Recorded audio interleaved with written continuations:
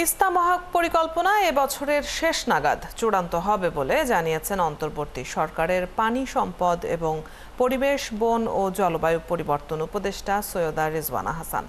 সকালে কুড়িগ্রাম যাবার পথে নীলফামারীর সৈয়দপুর বিমানবন্দরে তিনি জানান, তিস্তা মহাপরিকল্পনা মূলত চায়না ও বাংলাদেশ এই দুই দেশের বিষয়, তাই সিদ্ধান্ত নিয়ে দুই দেশেরই সম্মতি লাগবে। 17 জুলাই বিশেষজ্ঞদের নিয়ে মূল 5টি বিষয়ে আলোচনা চূড়ান্ত করা হবে। এরপর এই প্রস্তাবনা প্রথমে সরকারে যাবে এবং পরে ইআরডির মাধ্যমে চূড়ান্ত হয়ে চাইনিজ কর্তৃপক্ষের কাছে গেলে বিস্তারিত রিপোর্ট করলে শুরু হবে এর বাস্তবায়ন কাজ।